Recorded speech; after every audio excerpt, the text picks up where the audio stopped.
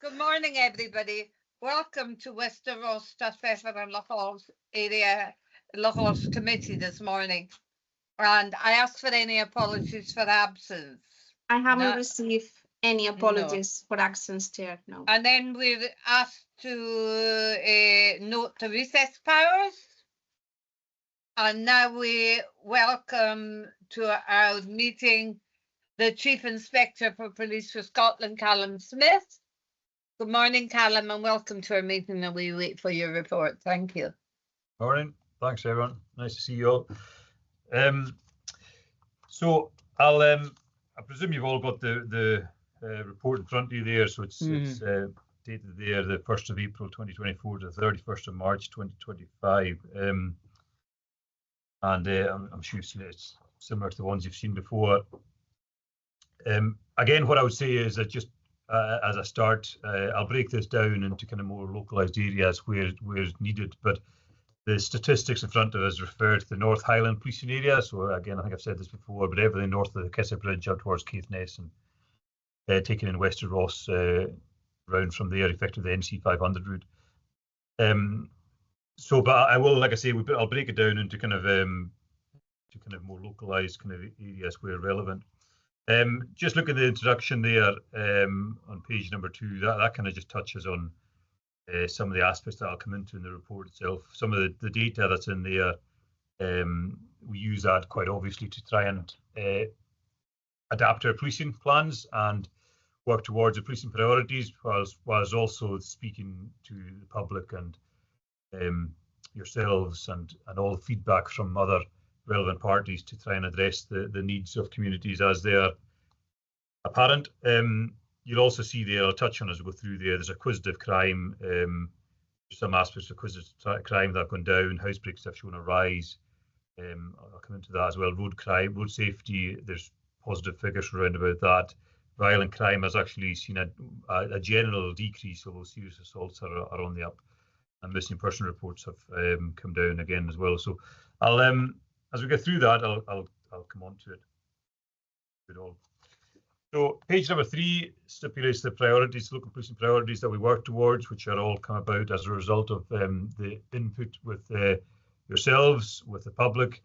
They are renewed every 3 years, so we're in the middle of a cycle at the moment. So, but the priorities reflect what I think we all know are the policing needs in the area that of the ward and North Highland area as a whole. So coming on to page number 4 then, so that's the road safety and road crime statistics. So, and again, I always caveat this with the fact that one fatality anywhere is one fatality too many.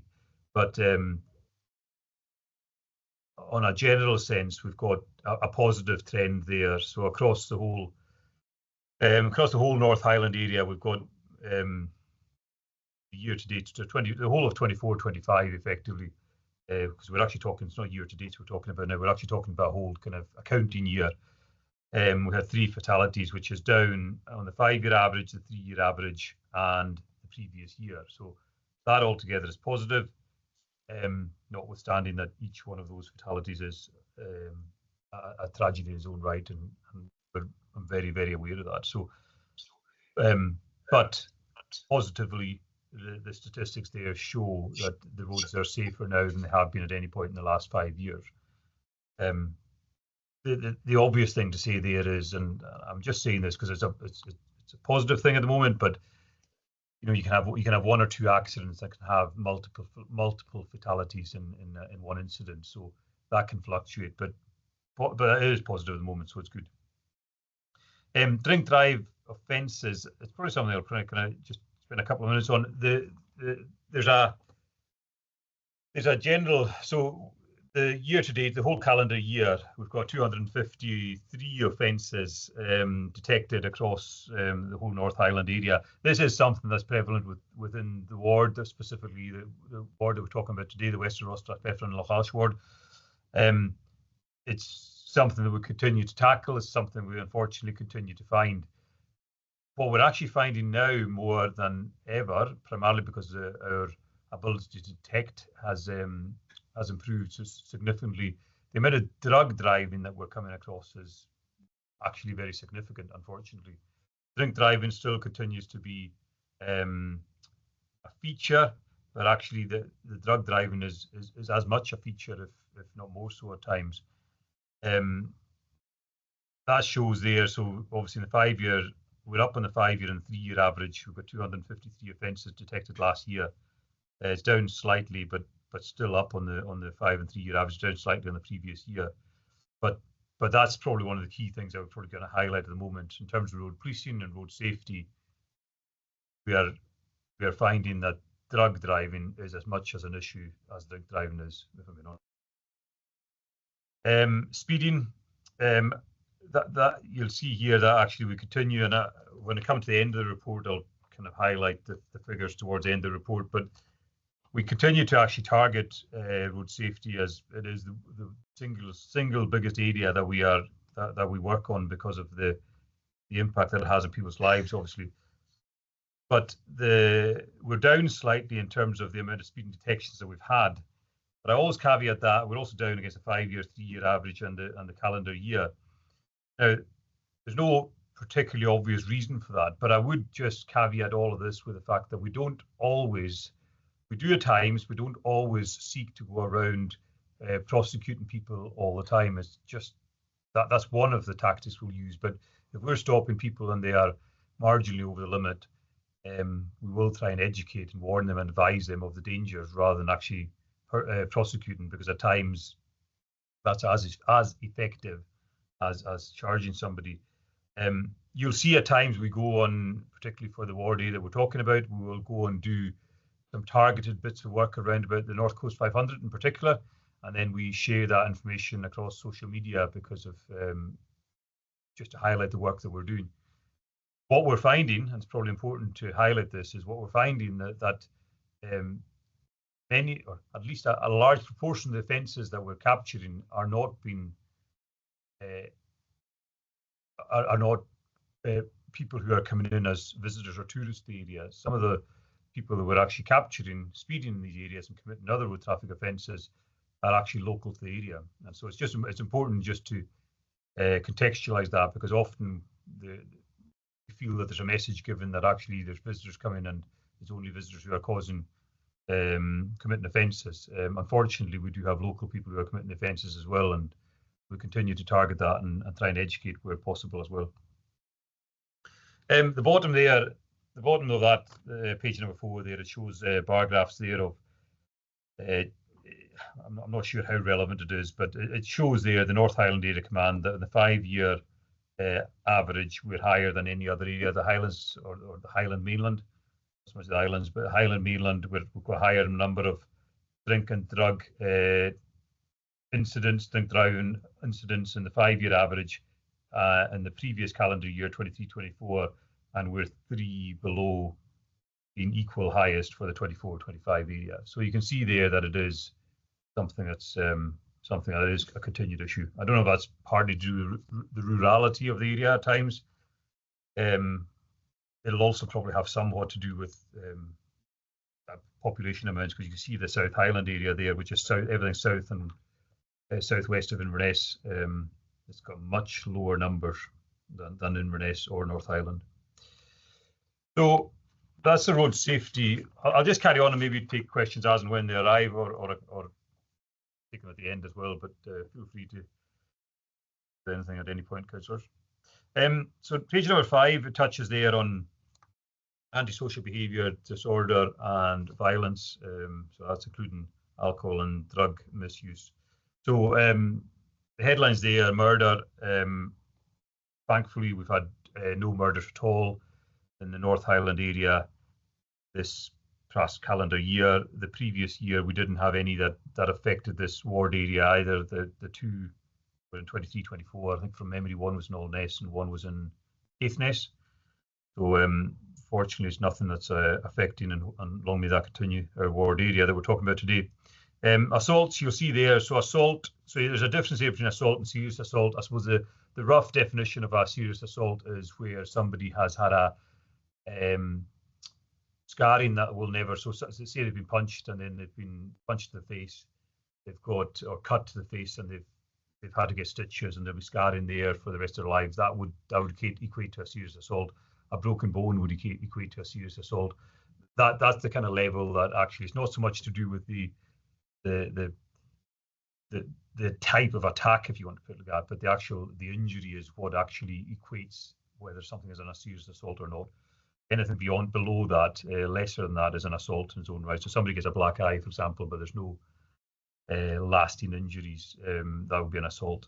So in terms of assaults, we have got it's an improving picture continually. So the 5-year average, the 3-year average, and the previous calendar year, we're at the lowest level we've been for the past at any time there, and our detection rate there is just probably equally as important as the kind of falling the volume has been reported to us. Got a high detection rate there of 71%. So anything 70 and above would be considered to be good performance, certainly when you look at the national trends across policing as a whole. Serious assaults, there's an actual, strangely, there is a completely different picture there. So we're up on everything there in terms of serious assaults reported to us. We're up on the 5-year average, the 3-year average on the previous calendar year. Quite significantly, actually. We're up 14 offences when you take into consideration that there's only 33 offences altogether across the whole North Highland area. Again, we've got a high detection rate there. Part of the context around that is that we have been for a number of months now, and we have been addressing it where we can. We have been seeing a spike in that crime type in the East Ross area and some parts of Dingwall. There is nothing that correlates to directly within the ward that we're talking about today, so the council ward we're talking about today, but it is something that we remain conscious of. We have been, as I say, trying to target that, and I can talk about that a bit more, but yeah, we are detecting it. I mean, ultimately, the bottom line is we are detecting virtually nearly 100% of those offences. But unfortunately, some of the people who are involved in it, they continue to reoffend even when they're actually caught. Drug possession, that's actually down. I'll kind of come on to more drug possession later on. There's drug supply cases I'll talk about later on in the report. But the drugs possession cases are down again in the 5-year average, the 3-year average, and the year to date. As I say, that's in the previous. There's later on in the report. There's a drug supply section which I'll talk about more, which is actually showing an up. So I'll give a bit more context to that when I reach that point. The commentary underneath there, it just reflects the harm prevention officer role and the no knives, better lives work that we do with schools. The harm prevention officer role is a key area. I've highlighted this before when I've presented, but that's a key area of work that we do with NHS and partners. We effectively look to try and take people out of the spiral of addiction and offending that all too often goes along with addiction, unfortunately.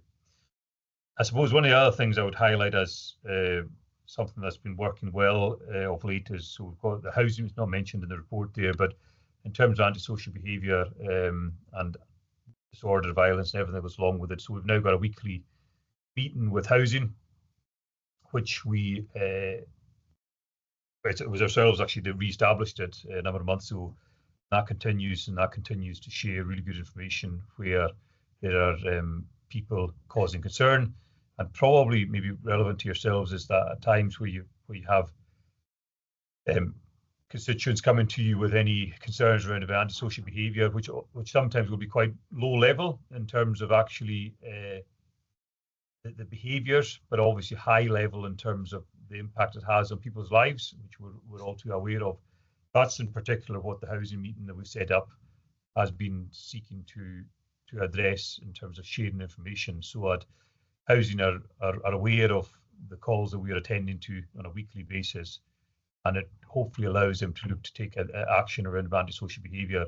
And equally, if housing have got any information that is relevant to our policing side of things, then that is shared with us, and then we can use that to try and address our policing into relevant areas to try and address as I say, sometimes what is kind of in the scale of things would be low level behaviours, but in the scale of things and how it impacts people's lives, we understand it's quite high level in terms of if you've got somebody next door to you that's continually playing loud music every single day of life, that can be massively impactful. So that's something we've got working well with housing and we'll carry on with.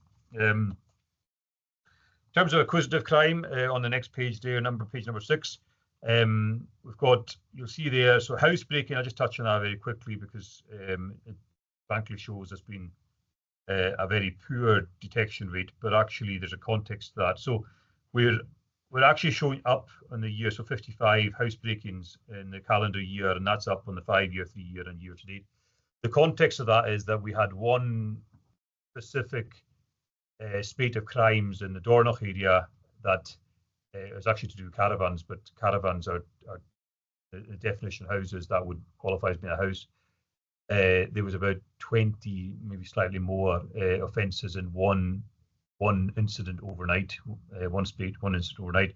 That took the number as high as it is, and it also came in at the end of the accounting year, so I think it was about March time. So they have been detected since then.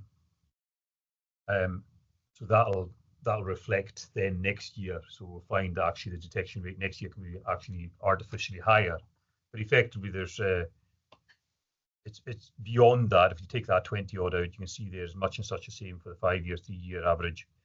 The detection rate, it still wouldn't be great, if I'm perfectly honest with you. We are challenged by housebreakings in rural areas, frankly, by the nature of, at times, not many opportunities investigatively. So we don't get any forensic capture, generally don't have witnesses. CCTV is far more sparse in areas, and it just becomes all the more difficult to detect. Where we do detect them more often than not is where we've got a spate of incidents, and we can then actually look to find investigative lines that actually we can pursue across a more broad spectrum of an area.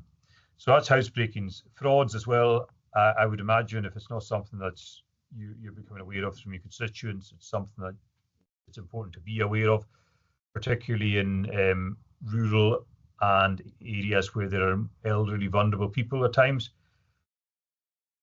We have frauds which are committed. Their victims of the frauds are within our policing areas in the Highlands and Islands. The perpetrators of the frauds are all too often not within our areas, very often not even within the United Kingdom. The frauds are committed online, and some people can be at a significant financial loss, and sometimes it can be very vulnerable people as well. And we get romance frauds, and we get all sorts of different frauds. So the detection rate there is poor again, 14%. That reflects the challenges we have in terms of then trying to, so we have the victims, but trying to detect it starts to actually cross even international boundaries at times. That's something that we're acutely aware of. We're trying to do work around about, but it is challenging. Theft by shoplifting, again, it's you see there that's down on the previous year. I think we felt the 23-24 year that kind of fitted with the kind of crisis across the country in terms of heating bills going up and such like. And we felt there was a very noticeable rise in 23-24. That's come back down again this year to what was the 3-year average and still slightly above the 5-year average. What I would highlight though is that the detection rate remains high, and certainly 72% taken across the national average is very good, frankly. Just contextually there, the Scottish Government have given a £3 million budget, made that available to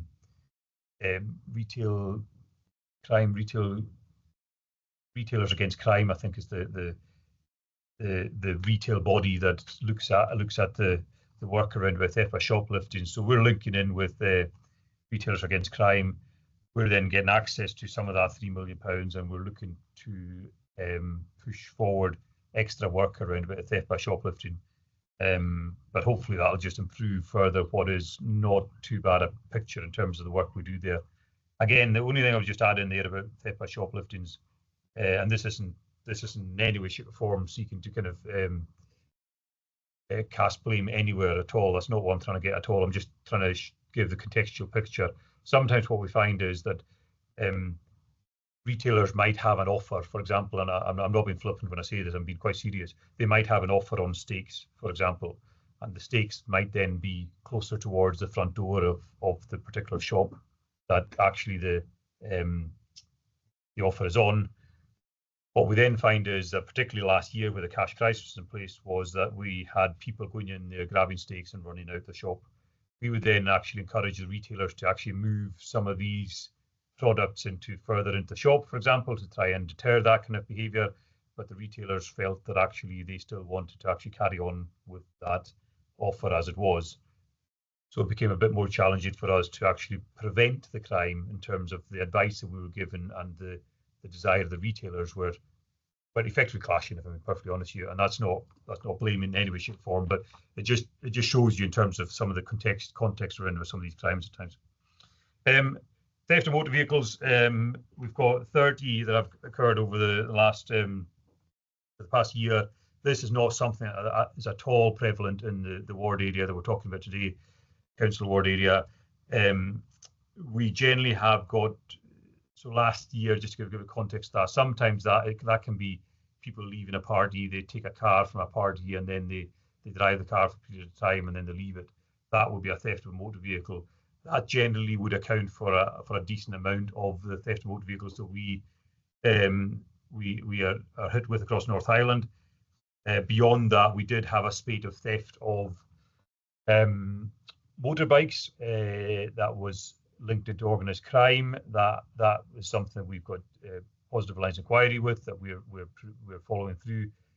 But beyond that types of incidents, which are rare again, we don't have something. That is not something that have got a significant issue of around about North Highland or the ward area that we're talking about. So, but nonetheless, our detection rate around about 76% and remains high, and it's the lowest figure in terms of 30 is the lowest figure we've had over the 3-year, 5-year average and the past calendar year. Moving on to page number 7, so protecting vulnerable people.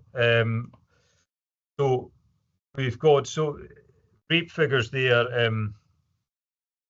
It can fluctuate. It's the detection rate there at the moment, 26% is poor.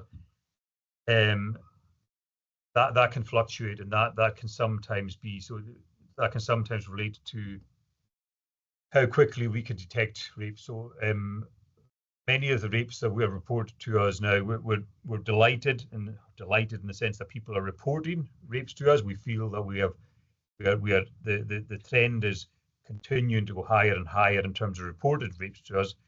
We feel that's positive in that people are reporting things that we previously wouldn't have reported. There's an evidence base to that as well, where people are more confident coming forward to us, reporting things with us. We work much more closely with partners to try and give confidence, and we've got more a victim-based centre approach than we've ever have done in the past. So the work that we're doing around about protecting, encouraging, and giving confidence to vulnerable victims of sexual crime is as good as it's ever been. I would put forward. But that then has the reality that we're dealing with many more rapes than we ever have been as well, and the actually turning over crimes when they're not reported at the time can take time as well, a number of months very often. So sometimes we have 64 reported rapes in the year across North Highland. Some of those actually, in terms of when they're detected, can be months and months later. So that sometimes has an impact on the detection rate. More generally, our detection rate across the Highlands and Islands sitting about 50%, slightly above that, which as much as we wanted to be higher for rapes, that's generally somewhere around about the national average as well. Domestic crime and hate crime, for different reasons, I'm struggling to give. I can give you the figures in terms of what we have. We've got 500 incidents of domestic abuse across North Highland for the past year, and we've got 77 hate crimes. The detection rates are 65 and 68% respectively. The reason I'm struggling to give you comparisons there is because we've changed. So the hate crime was as a result of the hate crime bill that came in last year. So we can't give direct comparisons with any previous years, because the protected characteristics that define somebody being a victim of a hate crime changed from last year to protect more people than it did in previous years. So that's a direct result of the change in legislation. The domestic crime is a result of actually our counting statistics from our police data systems. But in general senses, what I would say is hate crime across the ward area that we're talking about is low. That's a good thing. We have got good community cohesion, and we have rarities where people are abusing each other as a result of their nationality or their age or their gender or anything like that. But nonetheless, whenever that happens, we clamp down on it immediately because it's unacceptable on the bottom. Domestic crime is something that is prevalent within, unfortunately, within the ward area. It's prevalent in every ward area, but it's something that we continue to work towards to address. Missing peoples, finally, you'll see there, we've had 167 reported missing people in the calendar year. That's down 3 in the previous year, and it's down quite significantly in the 3-year average. So that's all positive. Generally, you'll see there the bottom graph down there, where we have the numbers. Adults, high number of adults makes up that number, but that's all too often something that we just have to react to rather than be able to address. Danger, we have a lot of people coming from different areas of the country into the northern Highlands area for reasons best. I don't know if it's because they look at a map and they see it as being the furthest off area and they just keep traveling, but we do have that a lot. Where we do a lot of work around about is children and adults who are vulnerable. We work with partners of social work in both those cases. And then finally, or second to last, serious and organized crime, just as I mentioned before, around about drug supply. So although drug possession rates were down, our drug supply cases are actually up, and that's up on the 5-year average, the 3-year average, and the previous year. Part of that I would put down to the work that we've been doing around about. So we set up a proactive team in Rothschild, I think I mentioned this before, which covers the ward area that we're talking about as well. And we've really tried to kind of work locally on drug dealing and targeting drug dealing. So now to Ullapool, for example, we've been up to Lochalland, we've been Strathpeffer, we've been in various different areas. We're looking to try and target areas locally, because the truth is that the areas, the drug issues that we suffer with in the North Highland area and the ward area that we're talking about are still people locally who live within their own communities who are dealing in drugs and taking drugs themselves and so on and so forth, and bringing associated crime issues into our ward area. So that's a positive thing, I think, in the sense that we've actually been targeting it more, and we'll continue to do that.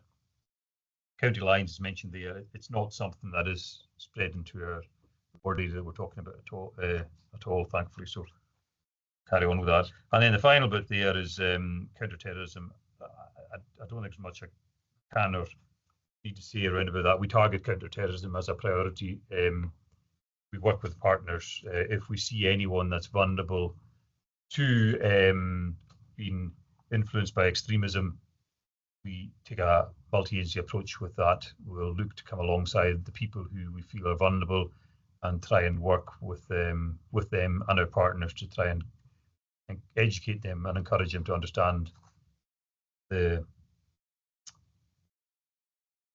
vulnerabilities that they have, and the vulnerabilities they have to be actually being encouraged to believe in things that aren't the case all too often.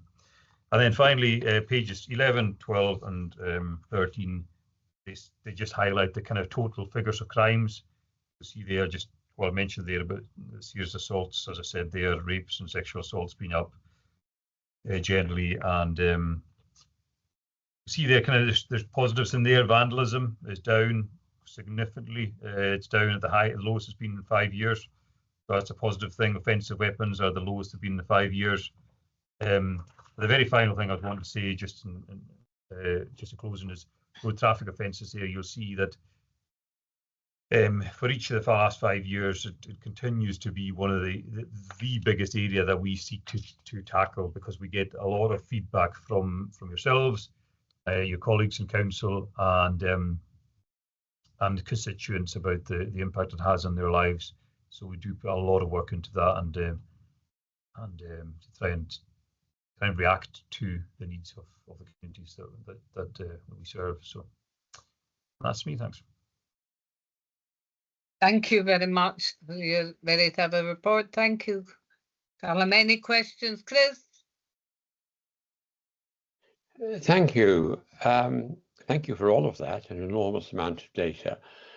As you were saying, one of the major growth areas in crime is fraud, and incredibly difficult, again, as you were saying, for local police to deal with it, indeed for national police to deal with it. Since we left the European Union, we're more or less excluded from Europol and other EU information systems on crime.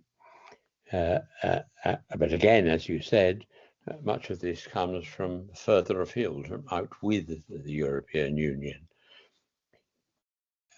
Are the police getting together at an international level in any serious way to try to attack this? Because I don't see how else it can be addressed.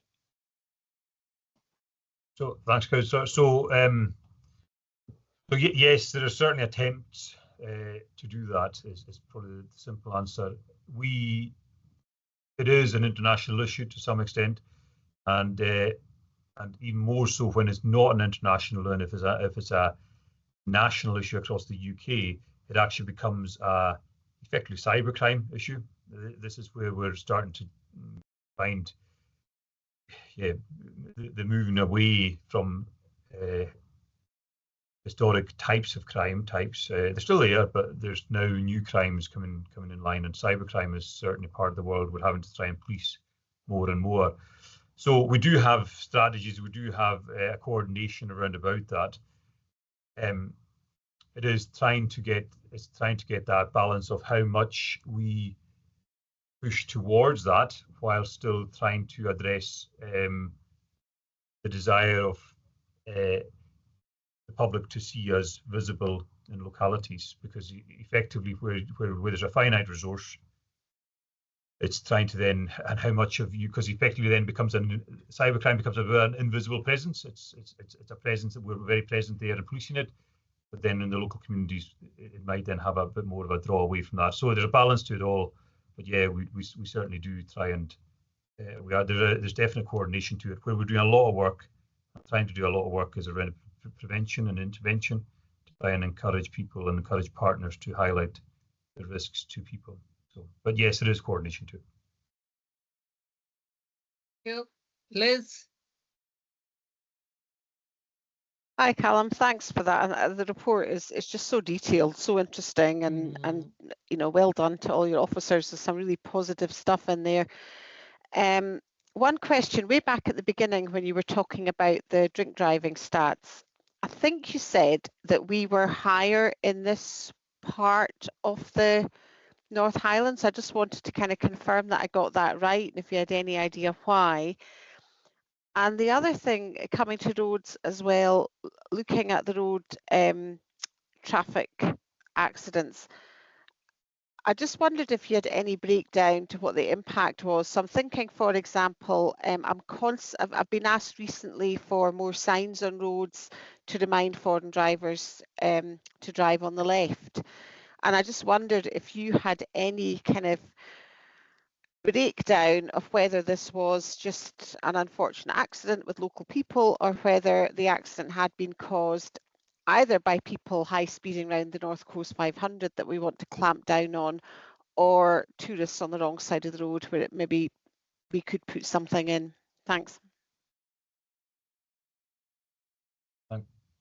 Thanks, Councillor. So what I would say is just come to I'll pick those off. So speeding around the North Coast 500, so it's something we definitely target.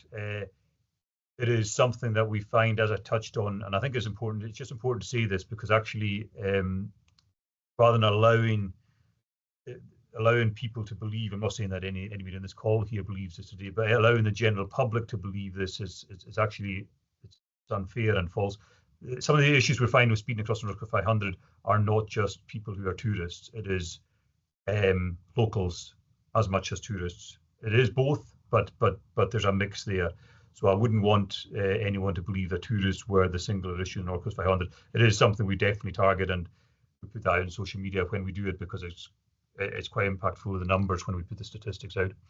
In terms of tourists on the road, though, one of the things and maybe not so much just in the North Highland area and the ward area we're talking about today, but I can get you figures, Councillor, and maybe I'll take it away and actually come back to you.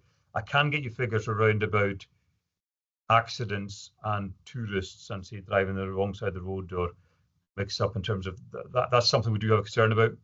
We do proactive work around about that. Again, our road policing colleagues who are dedicated to road policing matters, they do work around about that. There have been unfortunately accidents as a result of tourists driving on the wrong side of the road, particularly at junctions we find. So for example, the A9 further south, I think from memory, there's one in Raleigh, so down near Dalwhinnie. So for example, that's something we are concerned about. And then I think finally, so I'll maybe come back to you. I'll take that away and come back to you if that's okay, just to try and get you some real figures about that, because I can do that. And then finally, just what I mentioned there about drink driving, drug driving. I think in the ward area we're talking about, and more generally across the policing area that I have responsibility for, what we're finding is that, and I think I've touched on the bar graph there at the bottom, we do tend to have a high number, even across the whole Highland mainland, a high number of drink and drug driving detections. That's something we clearly rather it wasn't the case, but if it's going to be happening, then we're better to detect it. But it generally is viewed as being the case that because there's more of a rural area and less public transport and less ability to actually get about, that there is often more of a risk that people are going to go into a car after drinking or taking drugs. And it is certainly something that we find is prevalent. So for example, when we get into Westeros, so Ullapool and through to Gairloch and round into Lochalsh, Achnasin and all these areas,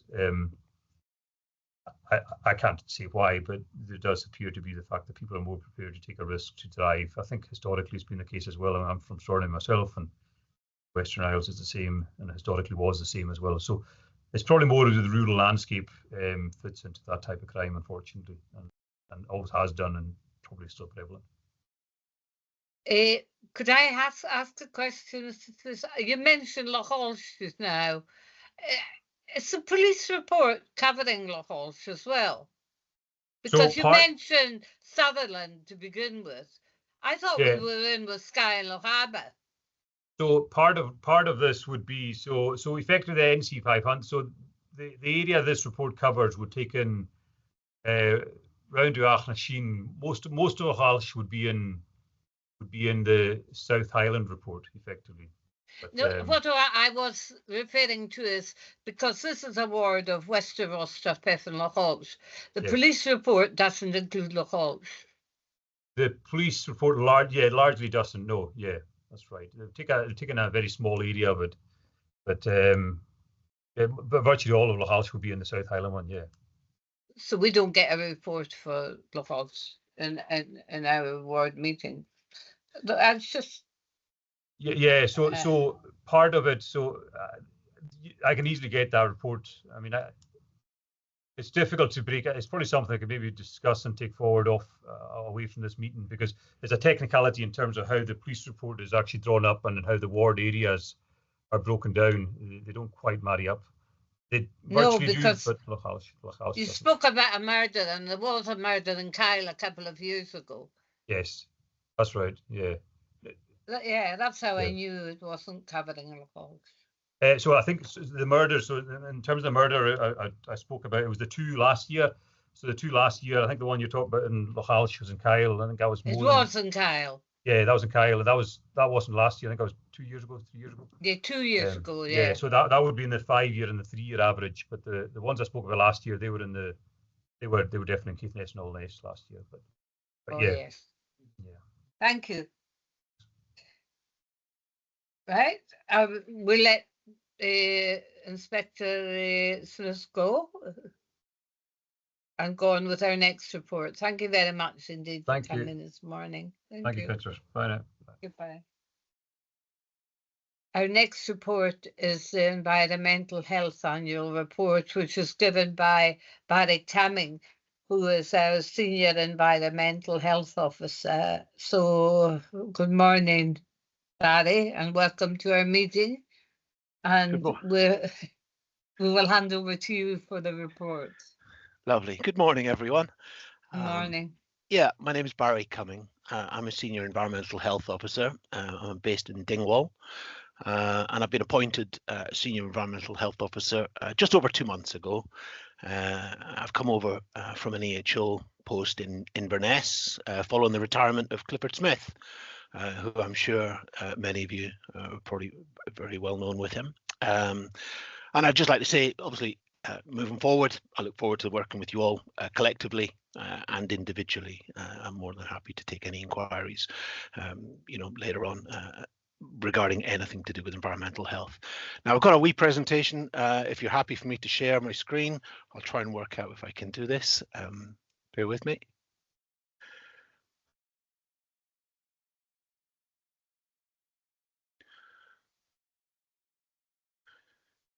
Is that working for everyone? Yes, yes. Yes, fine. Excellent. Thank you very much. Yeah, so this is the first time I've presented a report to this committee, and it follows on from a commitment that Environmental Health made in our operational plan this year to provide reports to area committees going forward. And the aim of presenting to you is to make you aware of the work that Environmental Health are doing and to provide an opportunity for you to give me feedback to myself and my team as to any local issues that you wish us to prioritise. And also to request feedback and comment on the way that our work is being done in your area. As you know, and as you can see from the report and the list in the appendix, environmental health's duties are wide-ranging, and we have the general remit to protect and improve public health. Much of our work is proactive and preventative. For example, our programme of scheduled food inspections. And our enforcement follows a 4E system: engagement, for example, with a business, explaining to a business, perhaps say, explaining what's required to protect public health, and to encourage them to do the right thing for public health. But ultimately, as a last step, we can enforce if there's no other recourse and the public health risk is being deemed unacceptable. Environmental health, if you didn't know, we operate out of 3 kind of notional areas: the north, Caithness and Sutherland; the mid area that we call it, it's the Ross and Cromarty, Inverness-shire, Badenoch, Strathspey area, and the west, which is Lochaber and Skye. And within the mid team, there's 3 senior environmental health officers. There's myself based in Dingwall, and there's 2 others that are based in Inverness. And our officers provide cover for the whole of the mid area from both offices. And in the appendix of the report, there's a detailed team structure presented. Now, our activities can be split into 3 main areas. Reactive work, we call them service requests, and these are raised by the public and other bodies, and also issues that are identified by our officers through the course of their work. Proactive and scheduled work, and this is predominantly things like our food inspection programs, private water supplies, sampling program, and work to do with licensing of establishments, such as animal boarding, that kind of thing, and also formal enforcement activity when a formal notice is issued. And the figures that I presented to you are from the 1st of April 24 to the 31st of March 25, and all relate to Ward 5. So, yeah, the total number of service requests for the year in question there is 1253. This has increased from just over 1,000 there in 23-24 and 860 in 22-23. The main these are reactive requests here, and they relate to primarily short-term let licensing, export health certification, private water supplies, new food business registrations and food safety issues, abandoned vehicles and other environmental crimes, we'll call it, including litter, fly tipping, that kind of thing, as well as traditional statutory nuisance issues such as noise and smoke complaints, that kind of thing, and also licensing and planning consultations. We have also obviously the proactive work, and that relates mainly, as I said, to the food safety, premises visits and inspections, water sampling. This is private water sampling for commercial premises such as rentals, holiday lets, that kind of thing, and also licensing for things such as animal boarding kennels, venison dealers, that kind of thing.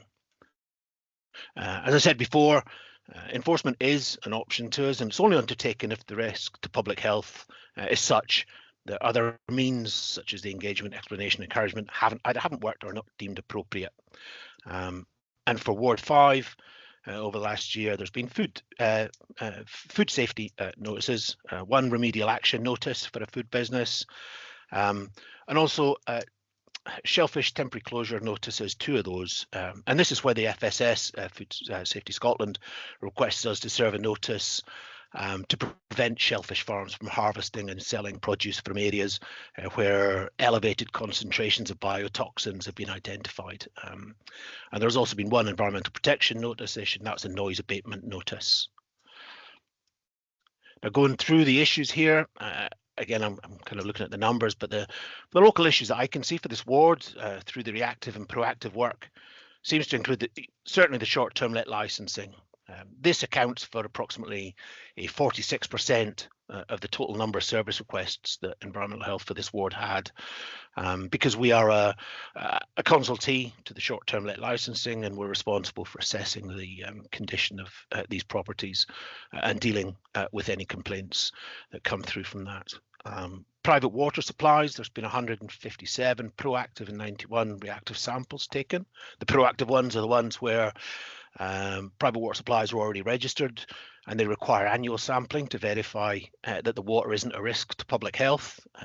As I said, this is for commercial premises primarily, so bed and breakfast, rentals, hotels, that kind of thing. And there's also been 91 reactive samples taken, and this is for new applicants to short-term let licensing, but also to people who are on a private water supply that are looking for a house sale. It's often a requisite of the sale that they need to have a water test result showing that the water is sufficient quality and quantity to the property. And also we've issued certified 166 export health certificates. These are issued to assist local business in exporting their produce, primarily fish and fish products, to European Union since we left, and also some are issued to the rest of the world as well. Our food premises, interestingly, I saw there were 79 new food premises registrations for this ward, which I think is encouraging for people investing in the area. But we've also undertaken 40 scheduled visits, and there has been 10 complaints investigated. And another issue there, 36 abandoned cars reports have been received by this team. And I'm looking to review the procedures and our operational guidance for this to be more efficient. It's a very labour-intensive process, investigating and trying to come to a resolution for abandoned vehicles. This is what I've identified as priority areas through the system, but I'm happy for you guys to, any suggestions or anything that's kind of on your profile that you'd like us to look into as well. I'm more than happy to look into them. And Highland-wide matters, just a general note. Animal licensing, following the Scottish Government consultation, licensing of canine fertility services is expected in April 2026, and we expect and anticipate this to be extended to include other items such as dog walking, dog grooming, that kind of thing. The Scottish Government's got a consultation out on non-surgical cosmetic procedures. And again, through the licensing function, it's likely to be a role for environmental health to engage with that. And finally, for food, high-risk food premises, we call them approved food premises, and of which there's 11 in Ward 5.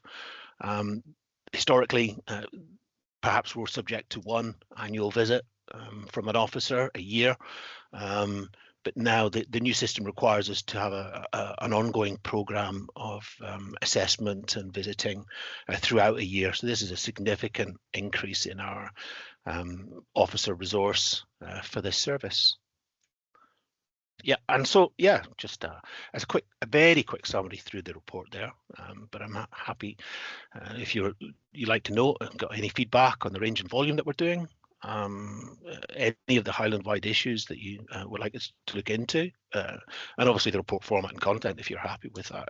Look into, obviously. I don't know if anyone's Clifford presented this to you guys beforehand, but if he has, I'm happy to do this on a more regular, perhaps annual basis, just to give you input into kind of what we're looking at for environmental health. Thank you, you very Mr. much. Cumming. Thank you for your thorough report, Mr. Cumming. Chris, you had your hand up first. Yes, thank you very much.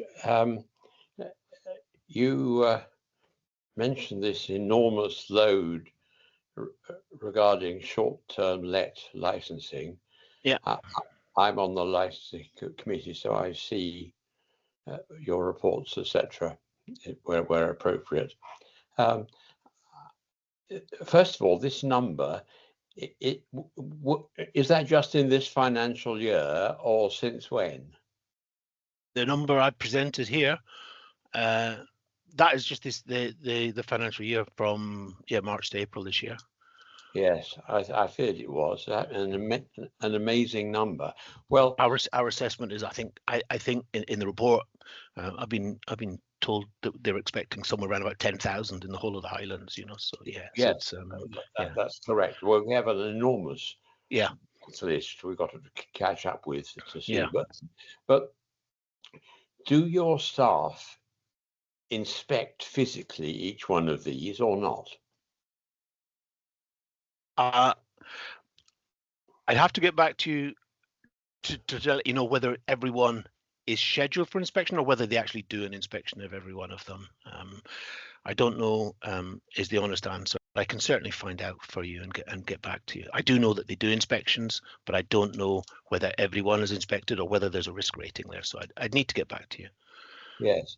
Okay. Well, the reason I ask is I've seen a number of cases, well, fingers of one hand, of rural cases with septic tanks, which you have said you allowed, but the septic tanks were faulty and leaking all over the place. I think two occasions in particular. And this puzzled me somewhat. As you say, your work is closely linked with public health. Yeah. For that reason, although it's a different issue, I'm quite surprised that you relate to Communities and Place Committee rather than Health and Social Care, but that's beside the point.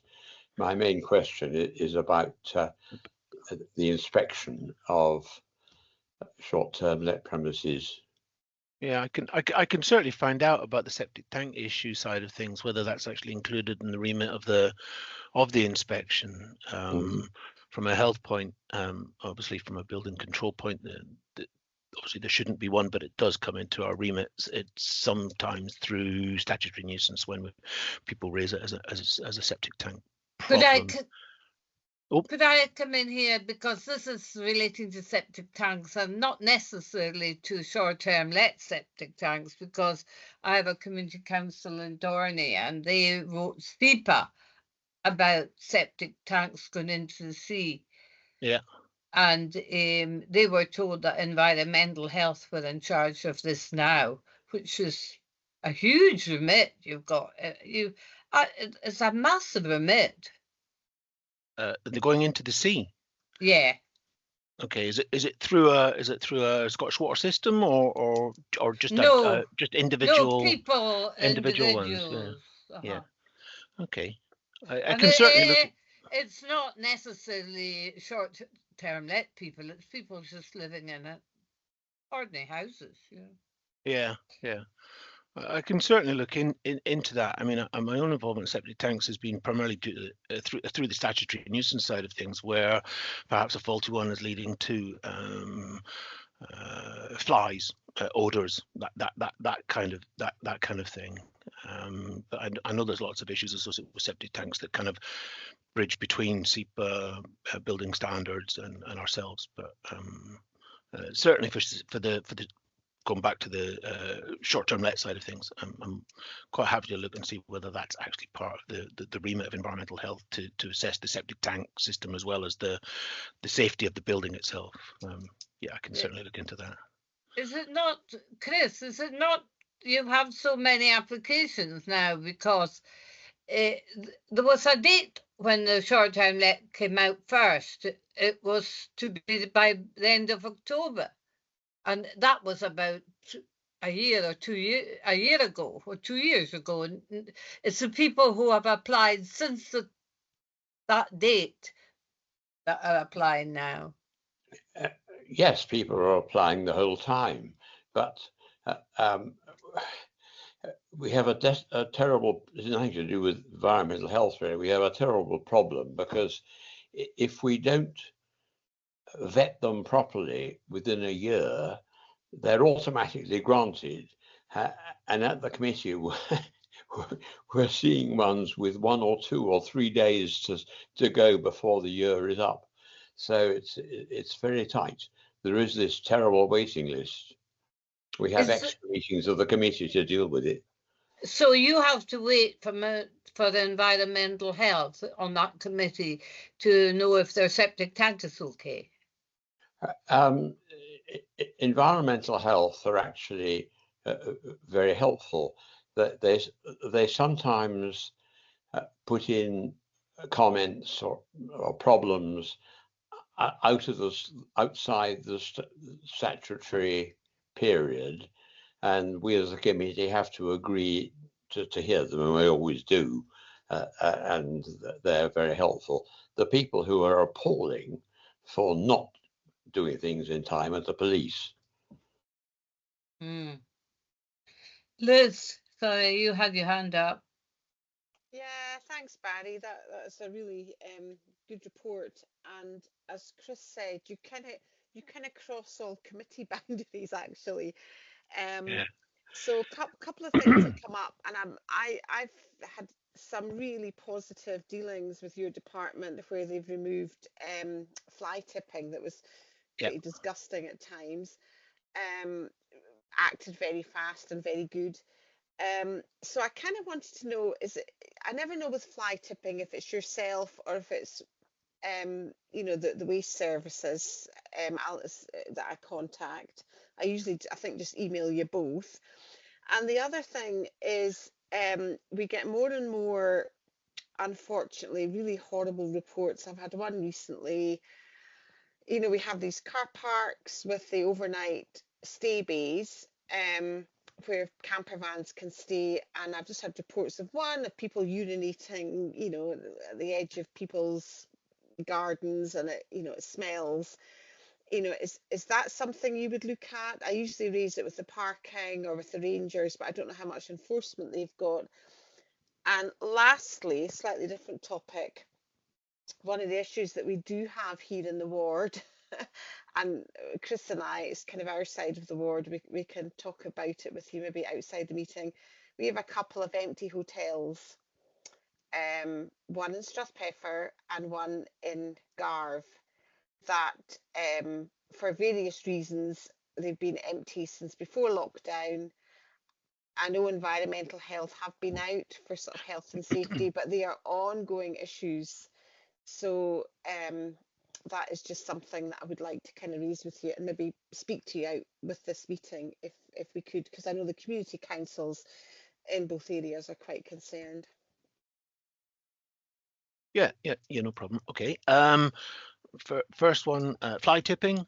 Yeah, it's obviously fly tipping generously afforded to us, but the waste guys are obviously the people that end up having to actually remove fly tipping material.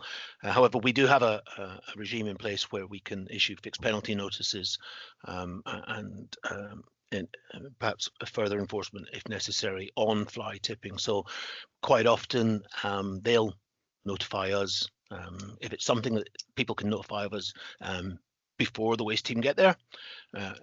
We can investigate to find out if there's any kind of information in that waste. Sometimes the waste team will remove it and then tell us that they've got it, and that we can then still go and have a look to see if there's any identifying information there. But certainly fly tipping, it kind of ties in with both of us. But we do have a regime where we can issue fixed penalty notices if the problem is we actually have to see it or have it have reasonable evidence to see who it is that's left that material. So yeah, for certain fly tipping events, if there's a potential, if it's bags of rubbish, we do sometimes have to go through and look for addresses and things like that. So yes, it is both of us. We do have that side of things. Urinating out in public, if I'm honest, I'd probably guess that was a police thing. We do have it. I know with things like again, it comes down to things like emptying cassette toilets and stuff like that, where we do have the fly tipping side of things that we can use to control that if there's evidence or if someone's seen it. But I'm just urinating against offence, I'd imagine, is probably more of a police matter, unfortunately. And yeah, the empty hotels, the health and safety of these you said Garve and Strathpeffer. Yeah, I don't know the cases themselves, but I'm more than happy to go away, look into that, and then talk to yourself and Chris if there's something there that's concerning you that we could possibly help you with. Yeah. Sorry, I didn't know you were in charge of abandoned cars. Do you check there's a license and insurance on them first? People come to us with abandoned cars being left, and have they got to be in council land? No, abandoned vehicles is a very interesting subject. The legislation that we enforce is based on waste, which is the abandonment of a vehicle, and as you know, a lot of cars are reported to us, particularly. I think we've had somewhere around about 1,400 in the last year reported to us that, and various stages are either nuisance vehicles. So our first check, of course, is as we ask the public to do, is to go online to check to see if it's got an MOT and road tax. If it's got no road tax, that would head towards the DVLA side of things, and no MOT. But we deal with abandoned cars on council land, but also there's a remit on private land as well. But we do have to ask the private landowners permission if they want to, if they're happy for us to proceed on. You dealt process there. That's not why my hand's up, but you dealt very satisfactorily with an abandoned caravan in just that way. Yeah. Charging private land, that was very efficiently dealt with. And I would also like to thank your services for the excellent work that they do. I was really coming back to what Liz was talking about these hotels. Chris Ratter and I have worked a lot on Mackay's Hotel in Strathpeffer, which is a very rum place altogether. Unfortunately, because they don't have a liquor license, and they seem to get away with calling themselves a hotel and therefore not a short-term let place, they seem to get away without any kind of license whatsoever. And we know perfectly well that they provide very third or fourth rate accommodation. And talking about B&B, it's B without the B, it's bread without the breakfast. But there seems to be nothing that Chris Ratter and I can do about it, really, because there's nothing they do that seems to be outside the law. But I would say that I deal with Chris Ratter a lot, and he's been extremely helpful. Yeah, it's great. It's great to hear. Yeah, I'm working with Chris in the Dingwall office, so I'll certainly have a word with him as well about, kind of where we are with that hotel in particular, just to see, just to get up to speed with it, to be quite honest, and to find out if there is anything that There's there is that another we can help you with. hotel in Strathpeffer where there's been a very noisy incinerator, and that's another thing that he's been dealing with. All right. Okay. I hope it's been dealt with satisfactorily. Certainly, the complaints seem to have diminished in recent weeks. Right. Okay. Okay. No, I'll chat to Chris about that and see where he's at with those two, if you're happy with that.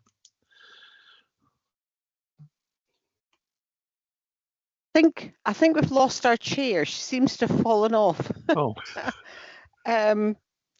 So as co-chair, I will step in until she gets back on board. I don't know if Biz had any further question, but other than that, I think we'll thank you, Barry, for your presentation, and we will definitely be in touch with you. And thanks to your team for all the work that they do. Very much appreciated. That's great. Thank you very much. It's lovely to hear. And yeah, happy to work with you on anything coming through. Please just get in touch with me. Okay, thank you. We've got your number. Cheers. Bye now. So I will just carry on. Hopefully Biz will get back in. We have, there he's just popped up. I think next, is it Mark? You're next on the agenda? Yeah, I think, was Lynn on this as well? I think Lynn, I thought two people have fallen off, Lynn, Yeah. and I wonder if it's the storm. Well, I'm in Skye, and about 10 to 12 it just went wild, so I'm half expecting that I might go. Okay, yeah, because Lynn and Biz are both over west, so if it's coming hard on the west. Oh, who's come back in? No, I think that's. Then we lost somebody else. Somebody did go. Right.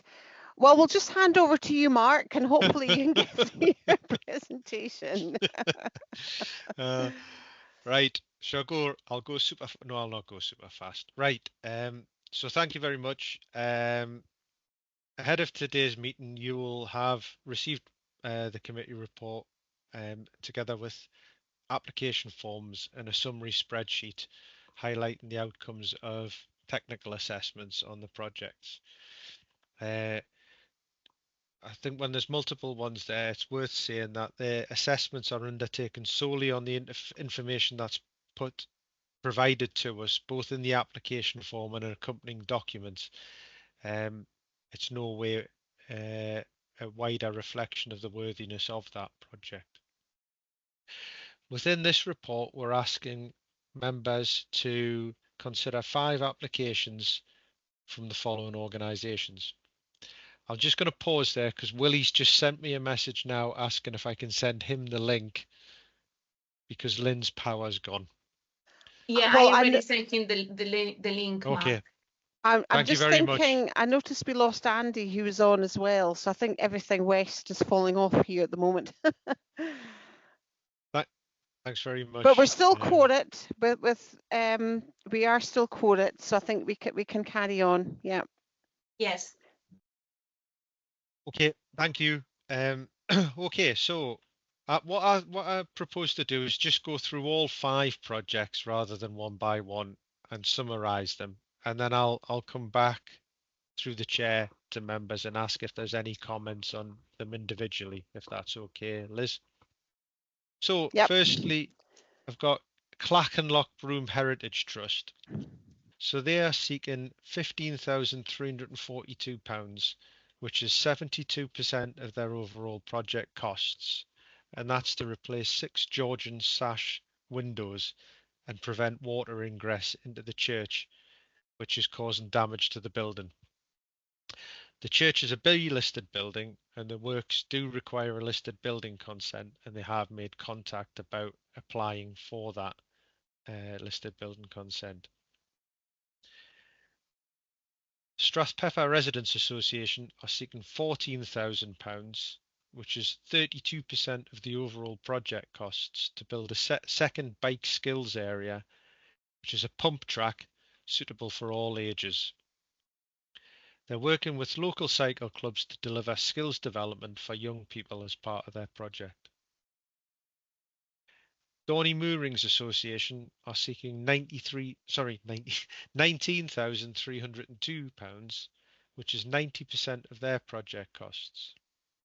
This phase of the project, which has been previously funded by Community Regeneration Fund, is to install the moorings in Toteg Bay area after securing a marine licence, which was funded through the last phase. And then further to develop the project towards the design and consents for installing a pontoon in front of the village centre in Loch Long. And then I have two projects from Gale. Firstly, they're asking for £17,189 for costs to kit out their Sheeling Social Hub project in Gairloch. This is to support their planned programme of community activities. This is a 100% funding request, and the equipment that they're seeking is a mixture of kitchen, catering, and entertainment items to support their enterprise. Gale are also seeking £12,942.71 towards the cost of installing solar panels and battery storage. This is 6% of their project costs, with the majority of the funding coming from SSE's Hydro Fund. The Gale Centre is a modern, energy-efficient building, and this project would seek to reduce their carbon footprint and operating costs. Members will note also in the report that there are two projects that have asked for more time to develop their applications until the November committee. This is either to have further time to develop their project planning or to work on their application form following feedback from myself. Those projects are Wester Ross Radio, who are looking to renew old equipment and refurbish their station bases, and the Highland Lochalsh Community Trust, who are looking at a series of works to repair and renovate the public toilets in Kyle of Lochalsh. So, Chair, in summarising the report, I'm asking members today to consider 5 applications with a total grant request of £78,775.71. Currently available area funds are £555,393.80. So if members agree to approve these 5 applications, that will leave £476,618 remaining for further projects. I'll hand over to yourself. Okay, thank you. Any comments? I have, but I'll wait to see if there's anything. It's a shame we've lost Biz, because I would have liked to have heard her input on the Lochalsh application. Chris? Well, in the list, there are some that obviously look much lower priority than others, but if there's all this money and there aren't any other immediately pressing demands on it, I suppose we could agree to them all. I live in Strathpeffer, but I think to have a second community bike zone is, well, I'm sure it is desirable, but I wouldn't put it high on the priority list here. I mean, I think the Gale clean energy resistance probably comes the highest of that. But I mean, I'm not, if the money is there and everything's in order, I have no objection to them all being funded. I would, however, ask one other issue that you and I have talked about before, and that's this this bid from West Loch Ewe, Pulu really, for this land purchase for housing, which we've been talking about it since March. You said it had to be approved by some other body, not by us, by the Highland Community something group. Was that not this application to the Scottish Land Fund, Chris? They've got an application in there. Some of the funding, the other funding, comes from the Scottish Land Fund, in addition to what they're requesting from here. That's one of the sources of the other funding, so to speak. Yeah.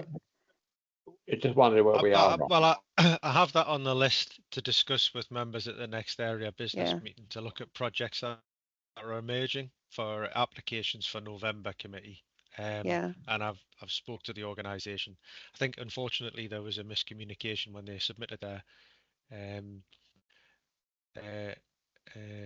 initial EOI. They submitted it to yourself and not, which is at the top of it, was the email address to submit them by the deadline too, so it got missed.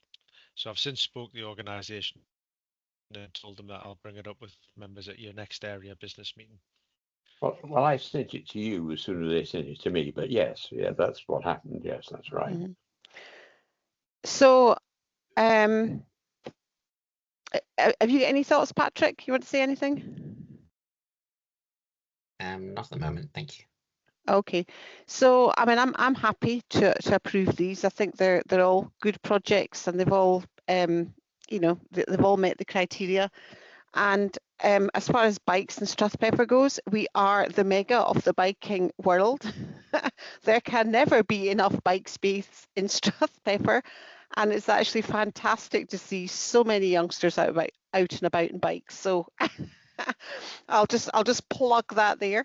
But no, I think we can, and also I know the work in the Clachan Church, that's fantastic. I've actually been there, and fantastic work that they're doing there.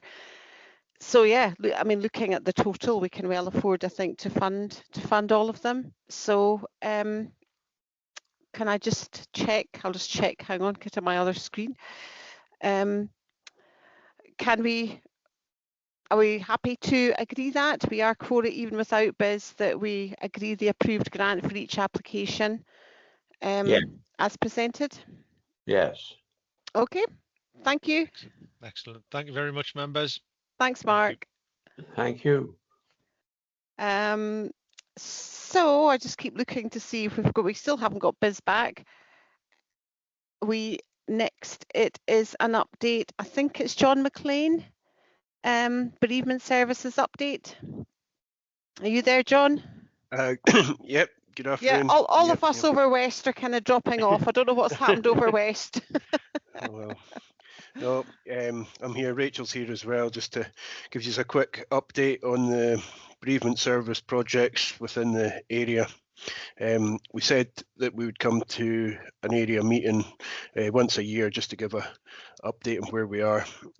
So just a bit of background there.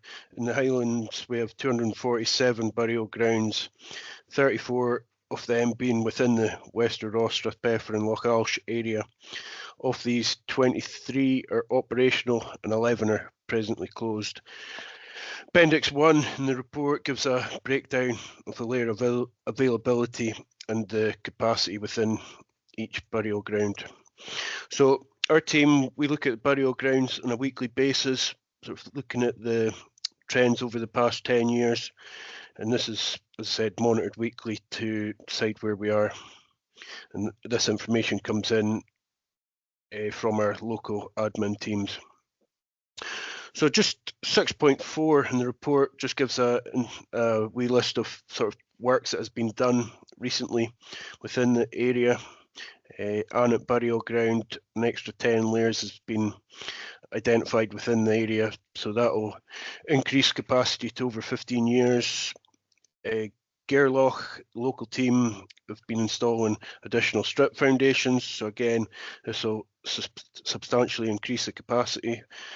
And also up in Mellon Charles, we've cleared a section of the land that's beside the present cemetery, so that's in preparation for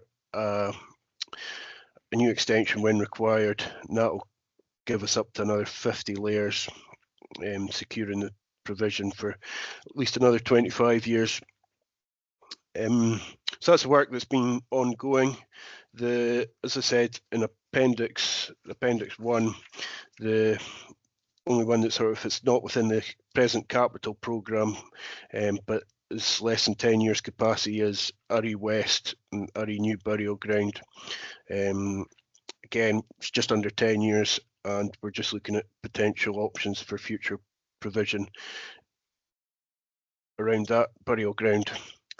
So that was just a very, very quick update on where we are, and I'm happy to take any questions.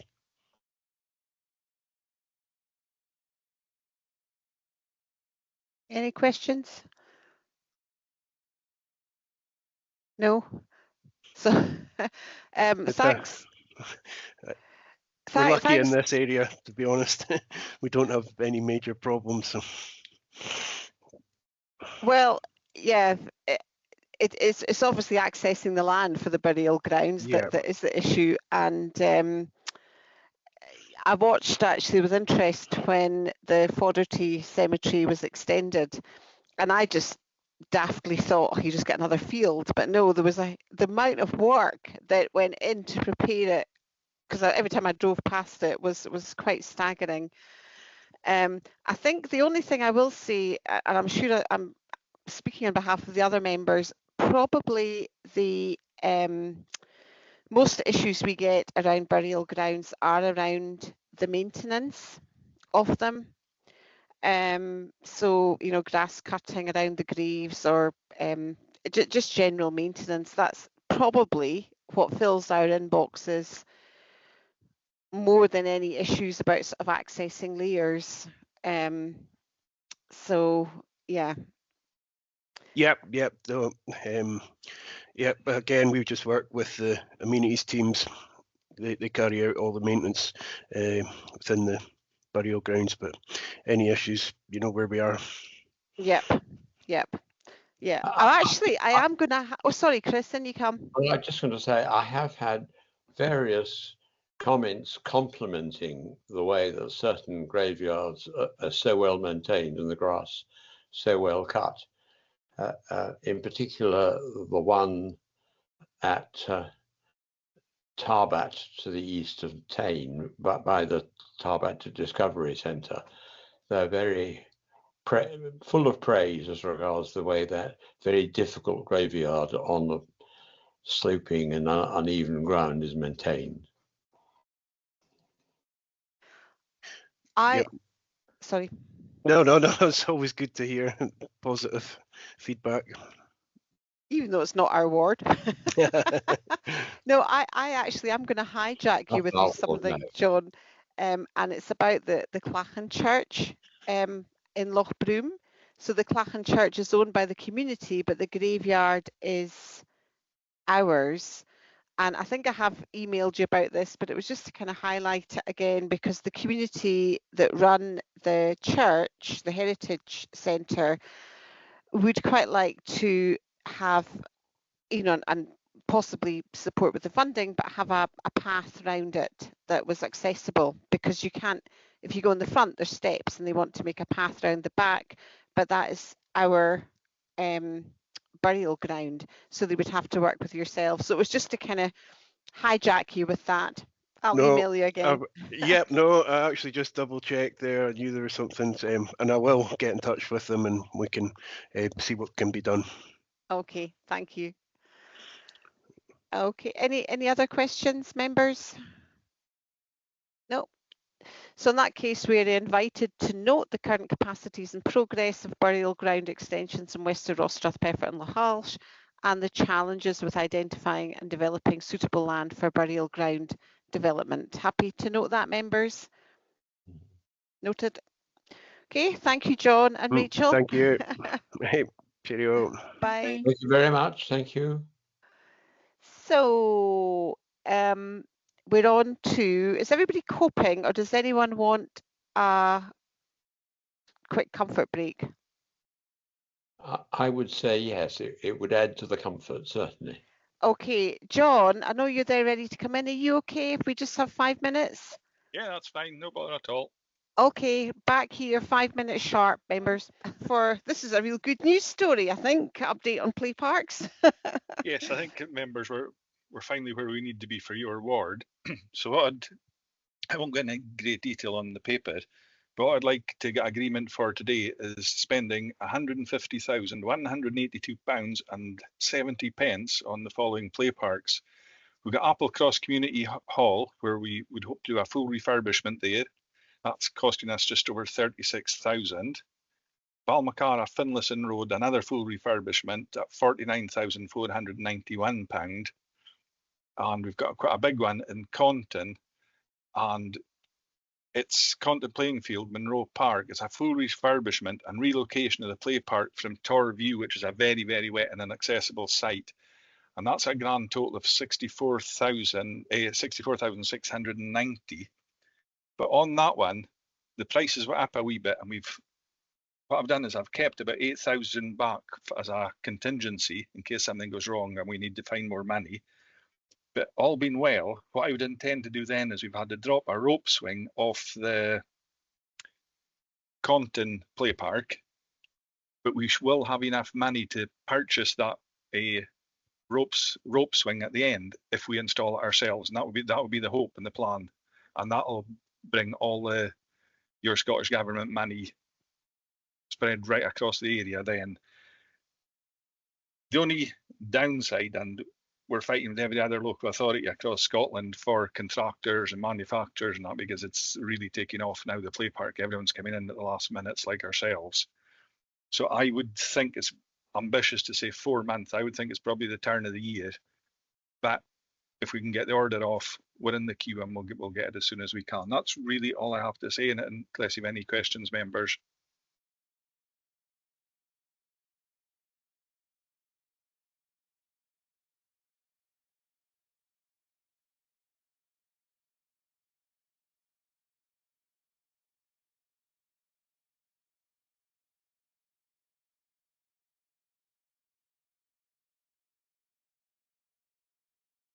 You're muted, Liz. You are muted.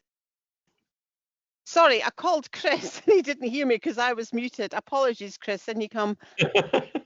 Well, this may sound a rather impertinent question, but why does Balmacara deserve a slightly larger play park with more things in it than Applecross? It's a very complex calculation and assessment we've done. We've done the play value of all the sites and everything, and the space of the sites, and we worked out that's really the best fit for what we can get within these communities. And we've also hopefully, especially for Conton, now that we're moving to a bigger play park site, that if the community start to raise funds, and they can raise funds off however they do it, we can actually add to these sites and make them bigger and better as well. But it's a very complex thing, and to try and just divvy the money up equally doesn't really work. Yes, I'm aware that Applecross, the site is quite a small one, but there would be room for the piece that Balmacara has that Applecross doesn't, but so be it. Yeah, it's a very difficult decision, I have to admit. But it's fixed, is it? There's no possibility of a variation on this and giving Applecross some more. No. Not unless we could find more money. I see. Yeah. We could probably look at it again, but we've got the quotes, and now my fear would be if we go back to the suppliers now, they'll go, oh, the prices were up on the 1st of August. That's always a fear, and I know they're holding the prices for us for this meeting. I think as well, if you mentioned, John, that the communities could, if they could access other funding, potentially they could add to it. So that's something, Chris, that we can do, that we can support the communities in looking at what other pots of funding are out there if they're looking for something. Personally, I am absolutely delighted with Conton, and I know that when I was at the community council, they certainly support. They were delighted to find that actually that we had the land. They weren't sure about that, the ownership of the land. So the fact that it is our land and that it can go there, a far better place to have the play park. And it's, you know, it's a growing, expanding village. So it's just really good news. I'm quite excited about it. And you know, given timescales, you were saying kind of end of the, is that when you expect to be completed by the turn of the year? Yeah, I would hope so. Yeah. Wow, that's pretty ambitious, I think. So I would propose that come the spring we do a wee play park tour and try out the equipment. Yeah. But I think you're correct in content, and it's very much, it's almost a seed to the community that you've got this now and you can really go for it and expand it if you can get the funding, and they can have something really special there. Yeah, they are a great community, and they will, I know they'll get behind it and look at it. So really exciting, good news story. So if there's no more questions, we are invited to agree the spend of £150, if I've got it right, £1,182.70 to be allocated to the agreed project, which was the one in Lochalsh, Content and Applecross. Yeah, and I have to say, and Biz was not here to counter you, Chris, when you said that. I have to say, in her defence, you would not have got away with that had Biz been here, but hey-ho. Okay, thank you, John. Okay, thank you, thanks, members. Thanks for all your work on that in the background as well. Really appreciated it. Okay, thanks out. Thanks. Okay, bye. So, Andy, you're going to come in and give us our winter service update. Good afternoon, councillors. So I have the 2025-26 winter service plan to present for your approval. This document remains unchanged since last year. I believe you have a copy of this draft already, councillors. It was emailed to us, yeah. There have been no changes, so I'm asking if you have any questions or if you're happy to approve this paper. Any questions?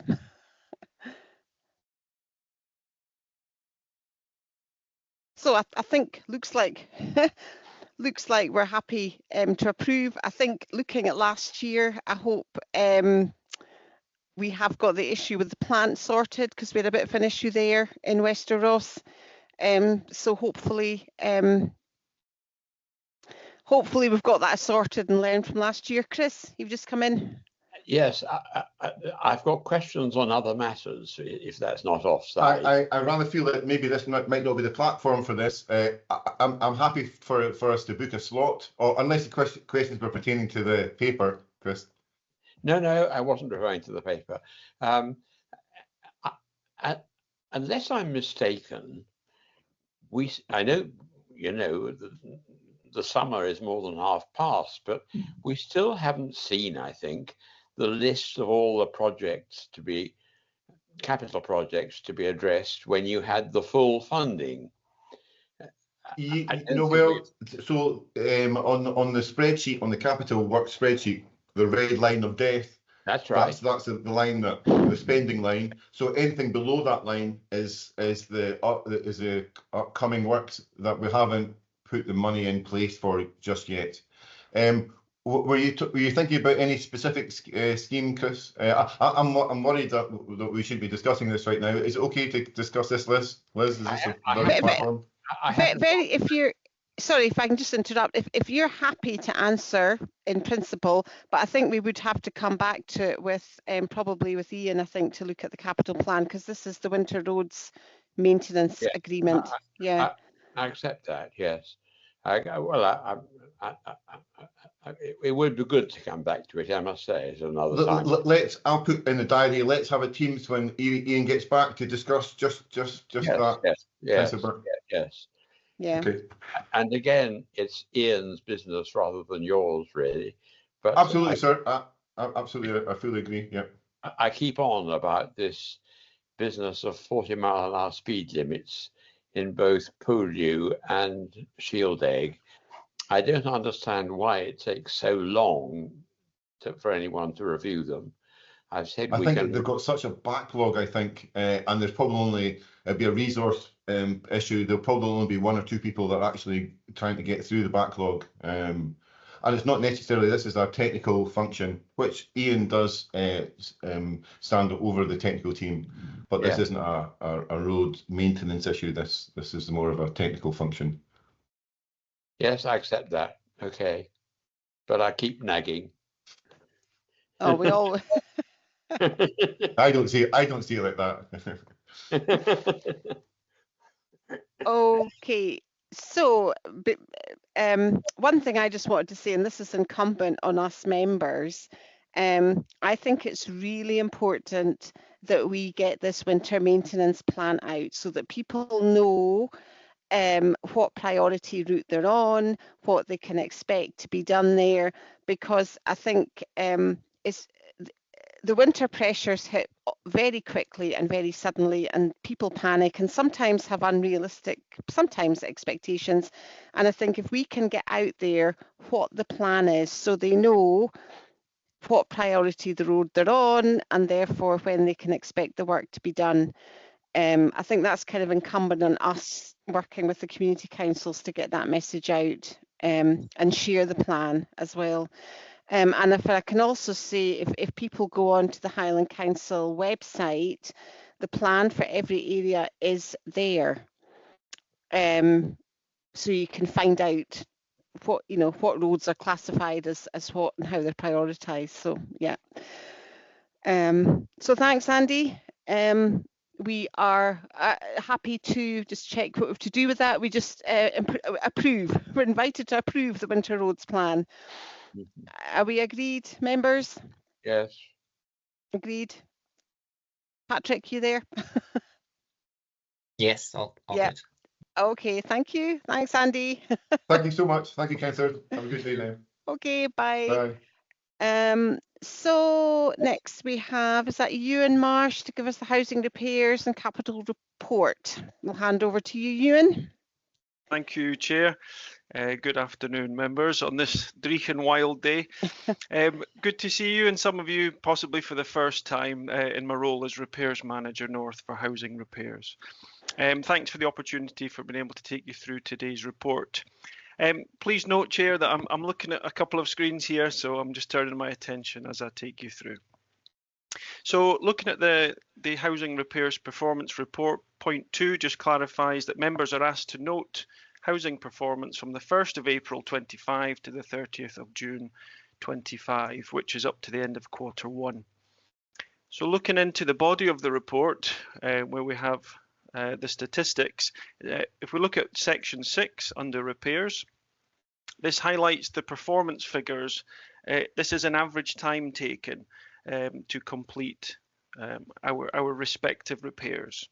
So the first one that we'll have a look at together is 6.2, which is emergency repairs. So this is the average length of time to make safe an issue that we're made aware of. It's not the full completion of a repair if it needs additional components. It's about making safe in our tenants' properties. Now this is measured in hours, members. So 6.3, you'll see that our target for Highland Council is 12 hours for us to mobilise and go to make safe. So for quarter 1, we are at 4.5 hours, which is a very strong performance from our in-house staff and contractors alike who are mobilised on the back of an emergency work order. The Highland average, members may know, is 4.9 for the same quarter. So we're running better than the Highland average. Moving on to 6.5, this is non-emergency repairs. So reactive repairs, but we still have to plan for them to a degree. Now, this is measured in days, members. So the table at 6.6, the Highland Council target is 8.9 days. So for quarter 1 for this year, we're running at 7.4 days, which again is strong performance for the area. The Highland average is 6.5. We're slightly above that, but still well within the 8.9 target. So that's continued good performance there. Moving on to section 7, which is our void management process. Just for members' clarity, the void management performance process, this is not just the repairs element of a void. This is the clock starts when our tenants hand the keys back to housing, and then the keys come to the repairs team to do an inspection, carry out remedial works, and then the keys go back to our housing management colleagues to sign up and allocate a new tenant. So that's the whole process that we're measuring here.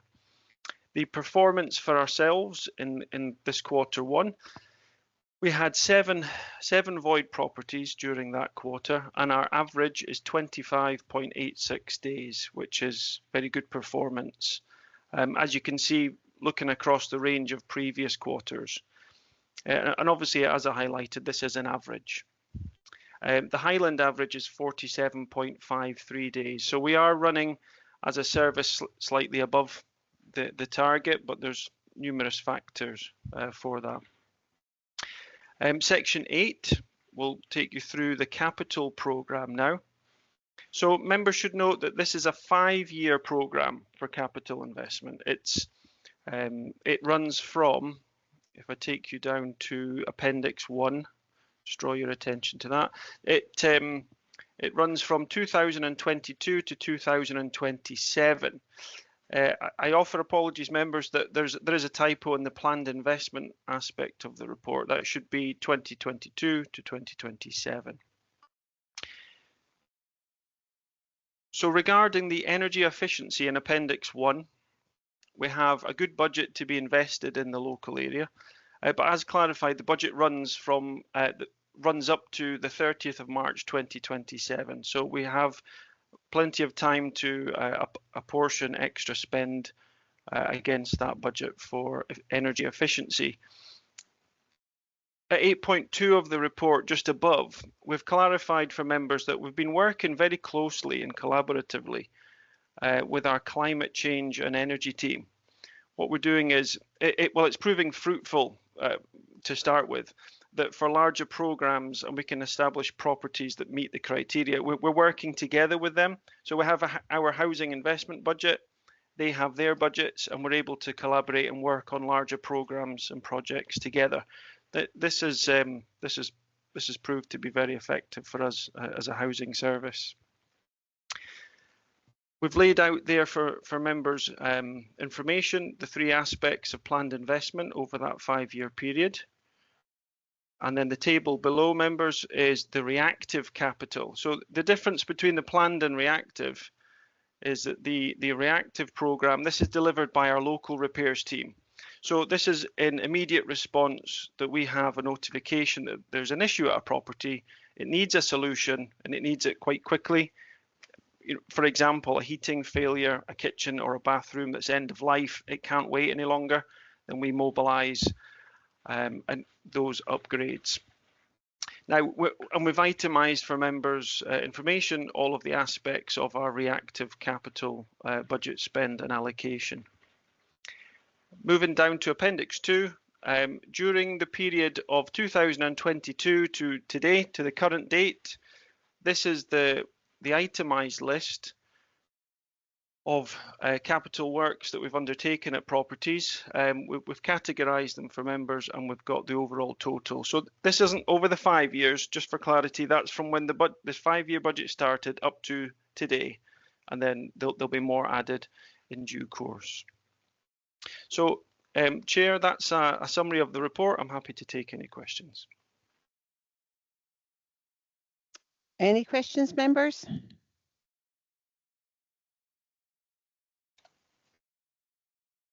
Oh, you're getting off lightly, Ewan. I try to be as informative as possible to maybe answer some as we go through, but that's okay, Chair. Yeah, no, I don't have any. You've hello to you, because I don't think I've met you before, actually. But I've had quite a lot of dealings with your department, and it's it's all been quite positive, and that there's been good communication there. And I'm seeing a lot of the work, a lot of the the work that you're doing together with climate change, we're seeing here in the houses in the village. So it's all quite encouraging. Yeah. Oh, that's good to know. Thank you, Chair. Obviously, big boots to fill after Mr. Colin Sharp left the council last year. So we're working hard as a team to keep the continuity there. Yeah, yeah. Okay, so with no questions, we will just we just are invited to note the report, members. Happy to note the report. Okay, thank you, Ewan. That's fine. Thank We you, will be Chair. in touch, as I always say. We have your number. Absolutely, no problem. All the best. Bye. Bye-bye. So next on the agenda is we're invited to note the award discretionary fund applications that were approved, and that was £972 to Antala Solace for their Dolphin Arts project, and £615.78 to Westerloch U Community Council for the football playing field and purchase of equipment. So happy to note that. Noted. And also for noting the minutes of the previous meeting, they were approved by the council on the 15th of May, so we just note them as well.